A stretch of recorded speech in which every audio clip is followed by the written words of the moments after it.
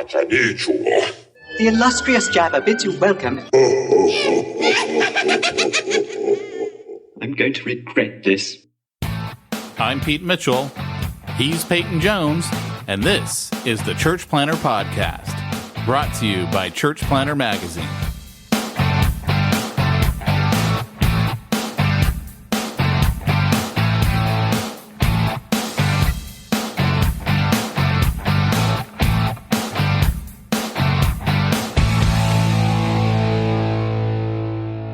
Who knows? All right, so welcome to the Church Planter Podcast. I'm Pete Mitchell. And I'm Peyton Jones. Has it been that long that we don't even know how to start our own podcast? Yeah, pretty much. Is there like a delay? I mean, the world's falling apart, Pete. Dude. Yeah, there is. It's that Facebook Live stuff. It's a streaming. It probably is the Facebook Live stuff because I'm using a wireless internet because I'm on a different computer. Yeah, me too. So who knows? It's the end of the world, man. This is like as primitive as Robinson Crusoe. By the way, why are you trying to look like a Sith Lord right now? Because it's cold. I'm in my office. I'm writing. I'm on this textbook project. Oh my gosh. Can we please hear about the textbook? Fiddling with the textbook as Rome burns. Yeah. The world's falling apart, and I'm writing a textbook. The Republic is dead. Typical. As I've been saying all day long on Facebook. In fact, my wife just came home. I was telling Peyton. Insert political rant here. Oh, dude.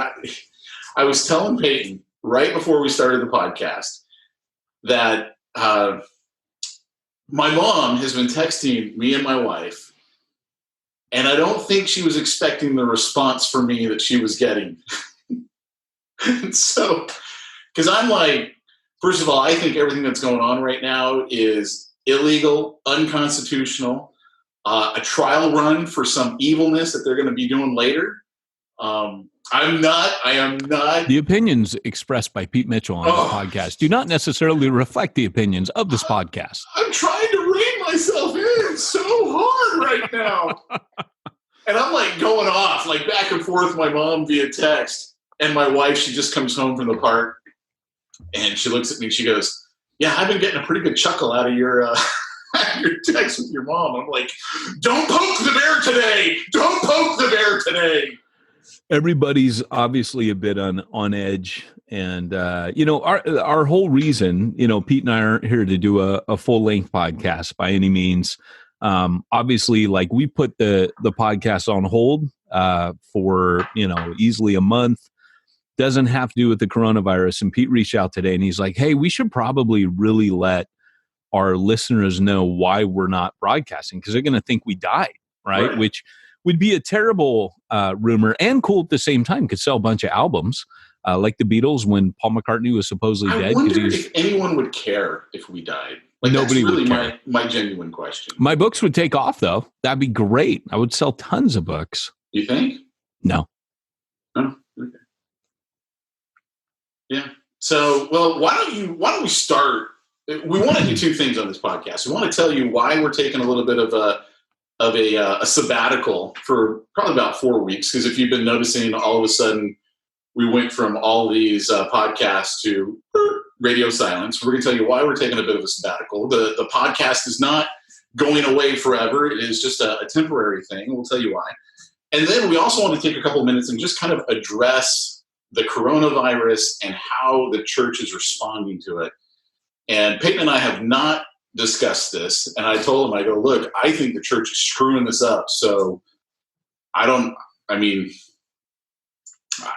we may have a difference of opinion and who knows where this thing is going to go. And Peyton goes, I got to be honest, I'm a little bit upset with some pastors right now. So we don't know where each other stands on any of that. But Peyton, why don't you tell them why we're taking the sabbatical first, and we'll get into the other. Well, it's my fault. So basically, I mean, I'm in crunch time with this textbook, so that's one of the reasons it's going to be very short. But yeah, I'm in crunch time with the textbook. I'm at the very end. So like I had Don Stoner, in helping yesterday with the bibliography at Beau Moffitt, helping with the index.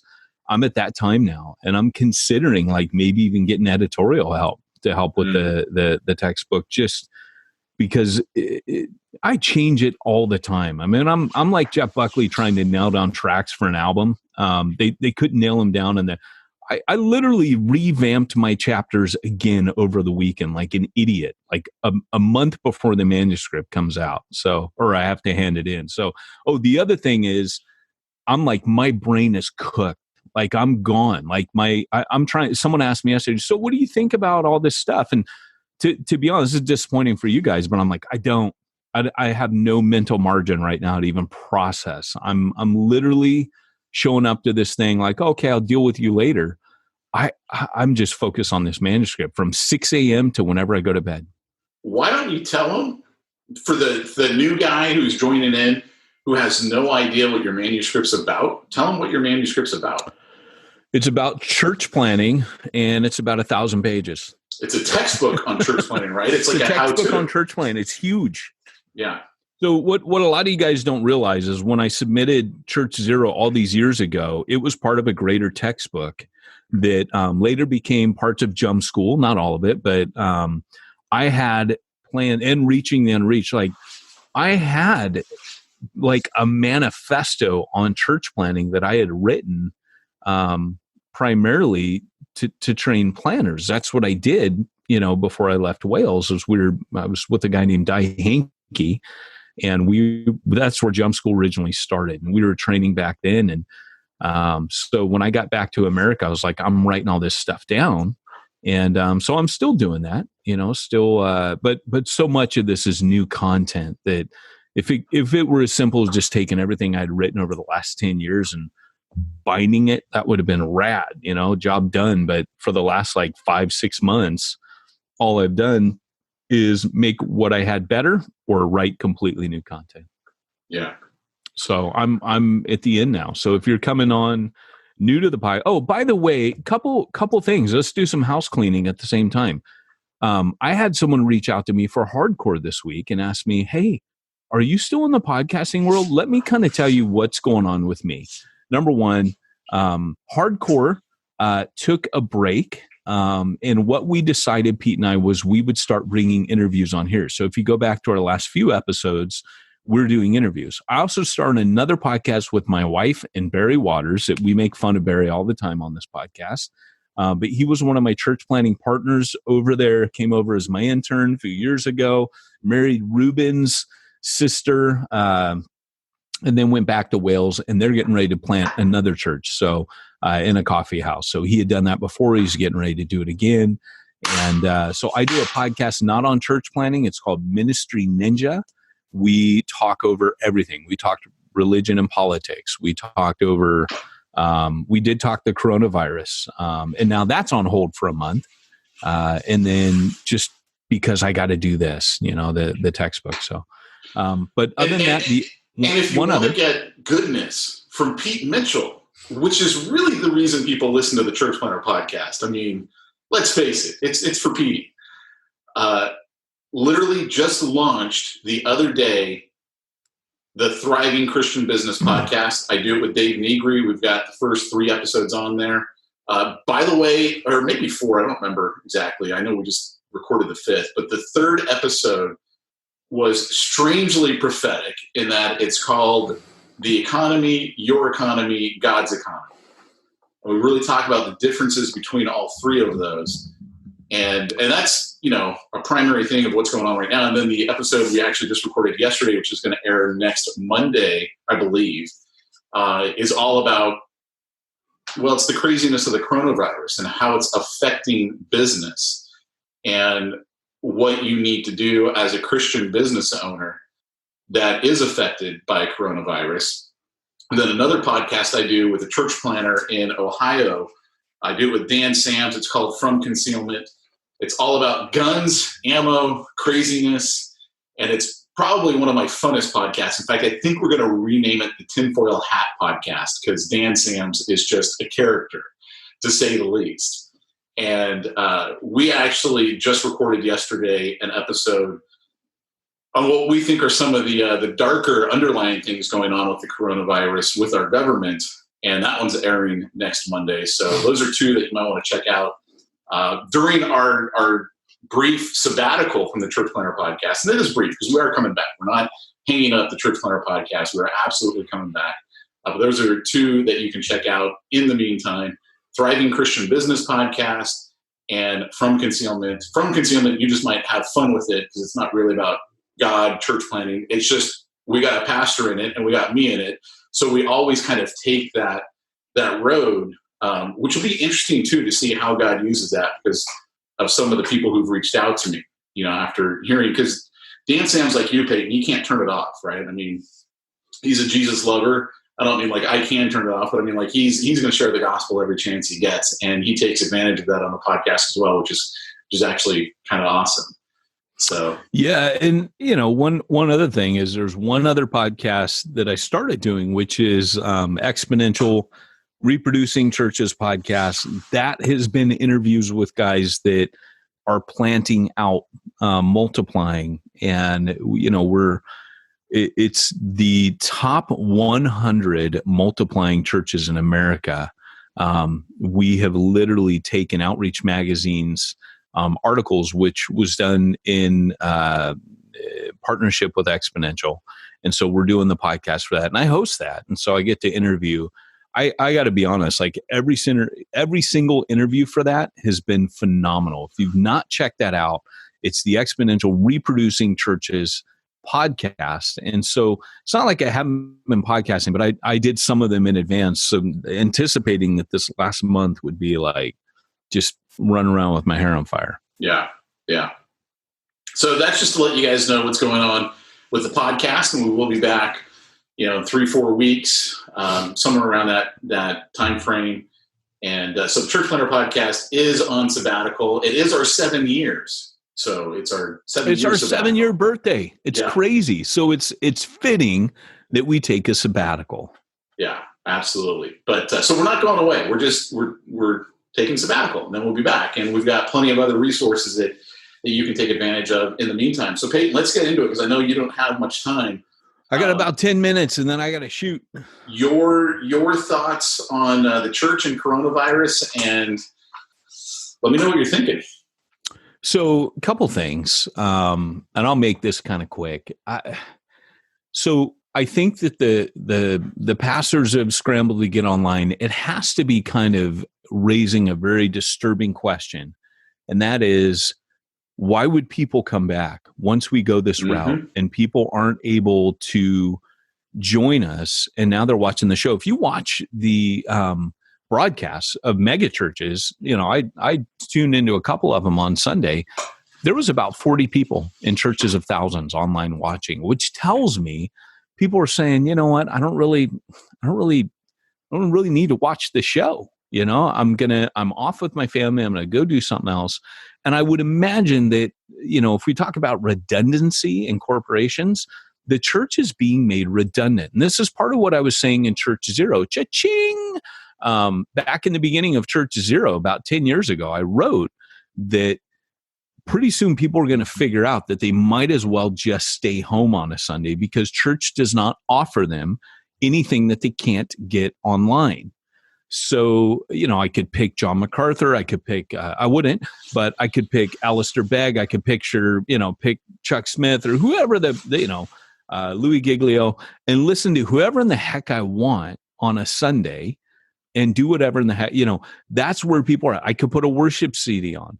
What the church alone can provide, but our churches aren't wired for it, is what missional communities tapped into.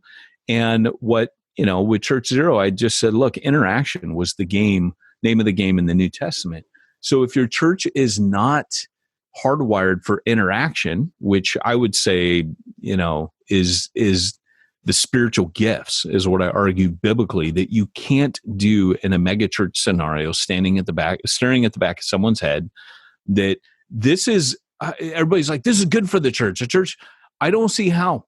I actually don't see how. Yeah. Unless what happens is the church, what I think this has done has exposed the weakness that's been there, and that this is going to be a tipping point for the church where the weaknesses is so far exposed. Like, this changes everything as far as I'm concerned. I think we will have a drive when people decide to go back to church, and I know this has got pastors shaking in their boots. I think it's going to cause people to ask, well, you know what, during this time on the quarantine and the lockdown, what I couldn't get was fellowship. When I go back to church, that's what I want. I don't want to just watch such and such pastor on stage. I mean, he was doing that the whole time, strangely, rather than in his living room. He was up on stage with all these lights and pyrotechnics, whatever that was about. Like, you got to have all that behind you to simply share the gospel. I mean, I just think it's exposing the shenanigans and the craziness that the church has been up to for a while. So I can only speak into the church side of things as far as the coronavirus. You and I are in different places as far as I'm like, hey, if this is going to stop the spread, and, I have an immunocompromised daughter. My daughter's best friend is immunocompromised. I have friends with HIV. It's not just old people that even with their lung disease and different things like that, she's a lot more susceptible to pneumonia than the average bear. And so I don't personally have a hard time with stopping it as an RN and just saying, we're just going to relax, right. and chill. It's hard, but yeah. My issue with that is actually, I think if you have that type of situation, then you self-quarantine. I have a huge problem with them trampling on our constitutionally protected God-given rights. That's where I have a huge issue with it. I'm gonna actually read here something from a guy I know. His name is Chris Neiswanger.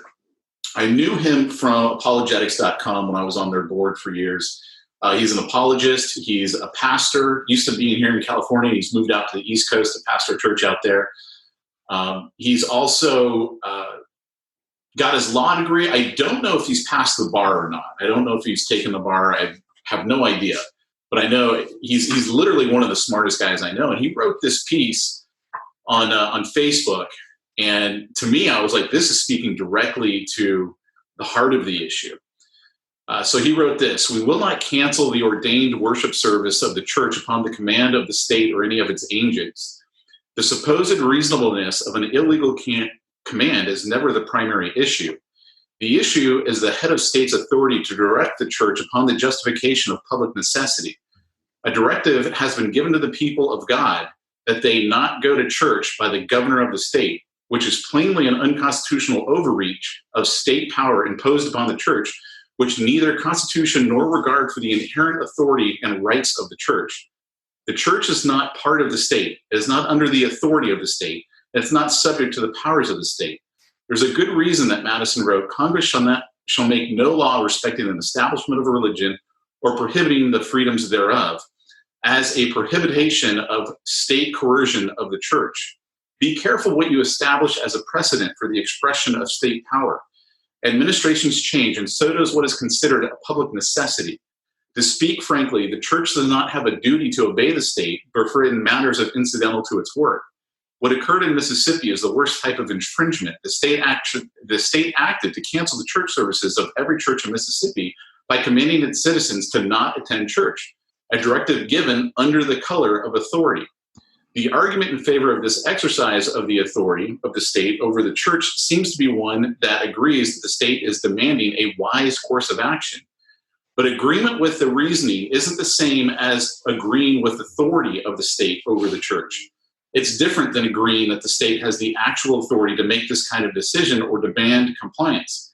At the point, you might well be arguing for state church or church as a subsidiary department of the state, something that most of you loathe ideologically. The worship of God is not a thing to be lightly disregarded, as with basketball games and visits to the bars, California. God takes it very seriously, as its purpose is the spiritual well-being of his people, and he at times provides consequences for its avoidance. If one believes that God has ordained his worship at a specific time and place, no force on earth can legitimately counter his intent.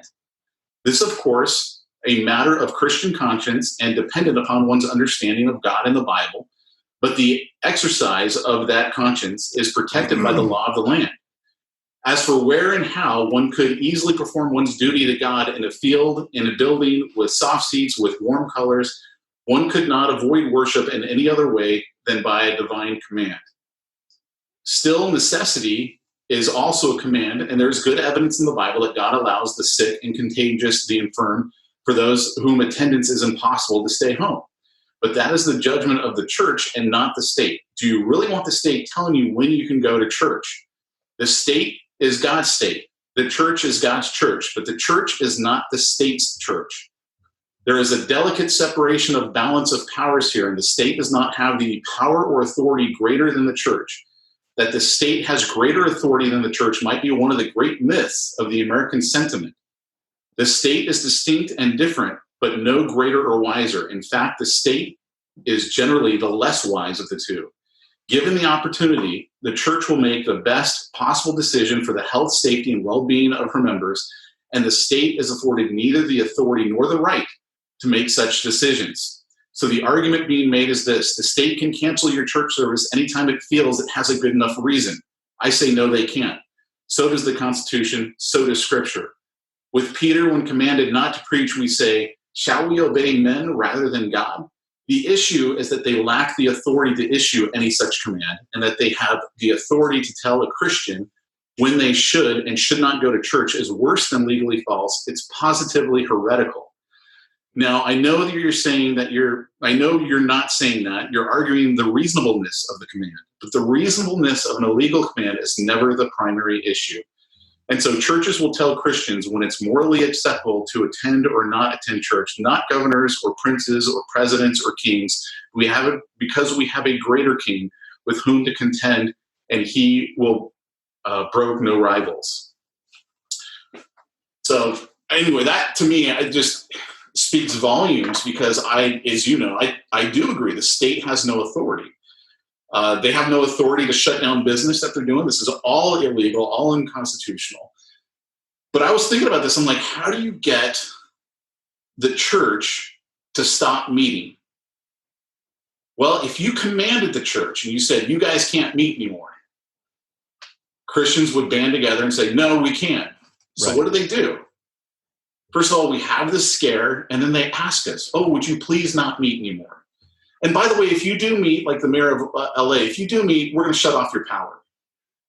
I mean, there's a movie I saw years ago, and I don't remember what the name of it was, but I remember the guy was like a Navy SEAL or something, and the president wanted to talk to him, and he didn't know that the president was, really the bad guy behind it all, and, he had his gun on him, so the Secret Service goes, hey, we need your gun.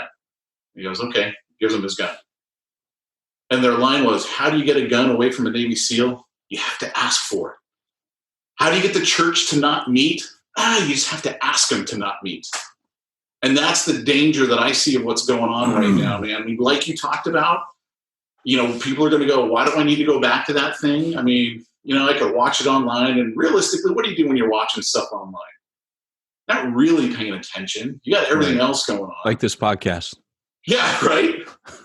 Well, I mean, one of the things that you've said for years, Peyton, there's 3 reasons that we have church. One is to hear from God. One is to hear from each other. Wait, give them to me again. I just had it on the tip of my tongue. To hear from God. To hear from God, for God to hear from us, and for us to hear from each other. Yeah. And we're not doing that. I mean, we're social beings. No, I got you.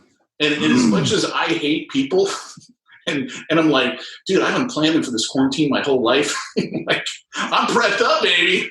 I got food for days. I'm ready. But we're social beings. So, to that end, one of the ways that as we go into this and we're doing a online, you can't run an online service when people aren't in the room with 30 minutes of singing and a 30, 40-minute sermon. You need to do snippets. If you're gonna do an online format, there needs to be kind of like the old school liturgy, like a reading, a prayer, a 5 to 10 minute thing on scripture, a song you share, to keep it moving. Because when people are watching online, there's a different dynamic. Yeah. Think social media, think short attention span. You've got to change your format of communicating. There has to be a different liturgy, to use that word. Can't be 30 minutes of singing. If you talk to any pastor that tracked the views, they were lost by the time the sermon came because people got bored. They're not in a room worshiping together. Why would you put 30 minutes of music on?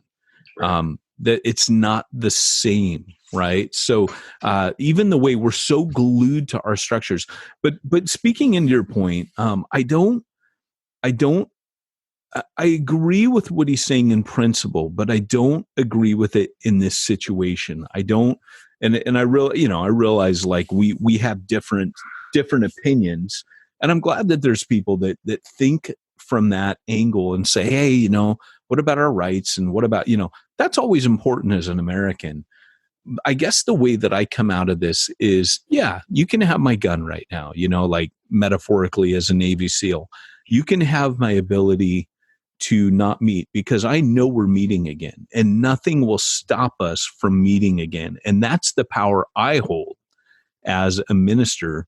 But for this, I take a servant position, and I say to not the state, it's not the state that I'm speaking to. It's actually my society, my fellow man, that I turn as the church and say, if we as an institution are the only institution still meeting when they've closed bars and pubs and restaurants and schools, that stands out to me. If you play that out, that stands out as undermining every sacrifice that everyone else has made. And the church becomes known for refusing to make that sacrifice to serve their culture and fellow man. And so for me, I have the power, but it's meekness. I've decided to submit and bend the neck. Meekness is not weakness. The church is strong. The church will be able to rise up.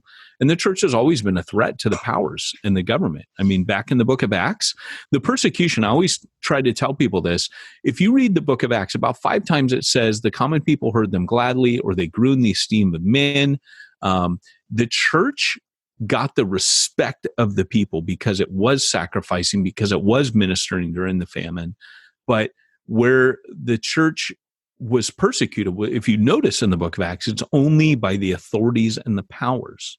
So we very much know that at a certain point, it could come to a head, and the church, the kingdom of God, is always the greatest threat to the kingdoms of the earth. It's always been that way. It's why communists, they always ban the church. First thing they do, we don't believe in God. It's illegal to believe in God. We ban the church. So the church, and Colson did this amazing work on this with the overthrow of the Berlin Wall and communism in Eastern Europe in a book called The Body, where he very well documents that the underground church was largely instrumental in overthrowing that. I'm never worried. The civil rights movement shows the power of the church against government. We are the sleeping giant. And if you wake us, that is a problem. However, at the same time, right now, I think we need to take a servant posture with culture and be leading out in sacrifice and saying, we will do this temporarily. We're not laying down our constitutional rights. We're serving our fellow man, and the two are different. We're not doing this for you, government. We're doing this for the people around us and for the witness of Christ, that we will be seen to serve our brothers and sisters outside of the church, in hopes of winning them. So that's kind of where I'm at with that. Yeah, no, I get what your point is. I definitely do. I think it's one of those things that we got to be careful of. Yeah, we do. And I'm glad someone's watching that, because, I mean, that guy, you can't refute any of his points. What he's saying is 100% right. And someone's got to be paying attention to that, because when and if something like that is an issue, you will need that reasoning and argumentation. I just don't know that it fits this particular context, the motive behind it, if that makes sense. I see even, Trump, who was convinced, hey, this is a hoax, now turning around and saying that we need to do every single thing we can. And so I think people's minds... Well, I personally, I think that's literally the hysteria. I mean, the stats that they're sharing with us, if their stats are true, are not bearing out a reason for the hysteria. Yeah. Do people who are infirmed have a greater risk of dying? Absolutely, because they are already infirmed. I mean, they already had a greater risk. I mean, that's life. The stats aren't isn't it out right now? Isn't it at 10? Like, what's the word I'm looking for? Increments of what's the word I'm looking for? It's exponential to the 10th power. So it's like if it's 100 cases today in 10 days, it goes to 1,000, and 10 days later from that it goes to 10,000, and then 10 days later from that it goes to 100,000.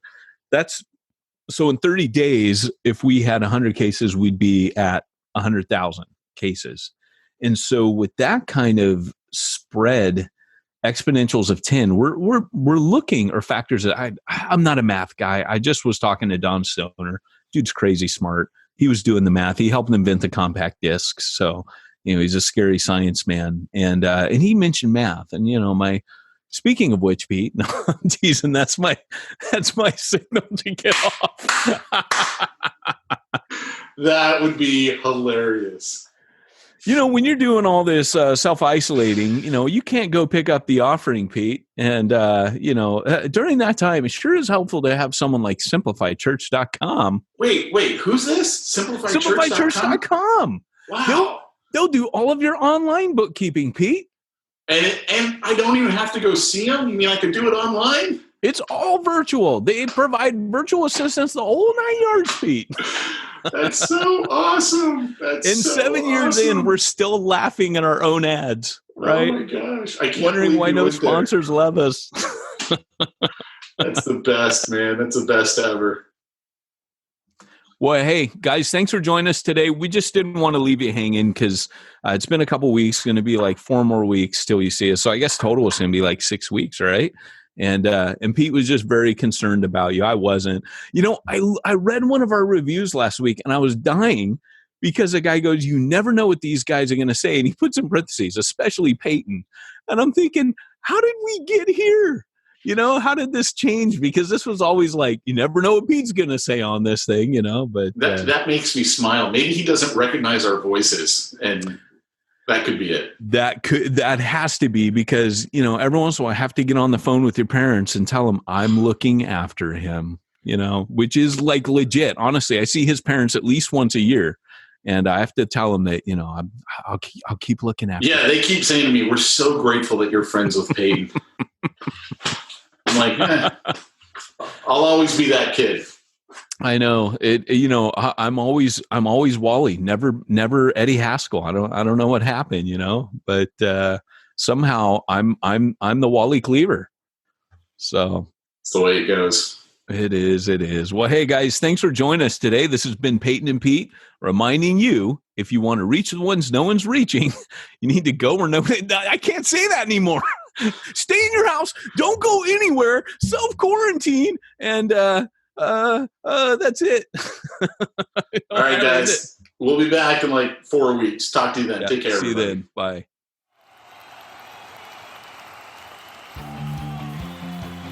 Thanks for joining us for another weekly episode of the Church Planner Podcast with Pete Mitchell and Peyton Jones. We'd love to hear your comments on this episode of the Church Planner Podcast. Visit us online and let us know what you thought at churchplannerpodcast.com. If you subscribe to us via iTunes and have enjoyed the podcast, leave us a positive review. The more positive reviews we receive in iTunes, the more iTunes will promote us to other church planners who would benefit from this show. This podcast is brought to you by the Church Planner Magazine, which is available in the iTunes newsstand or online via churchplannermagazine.com.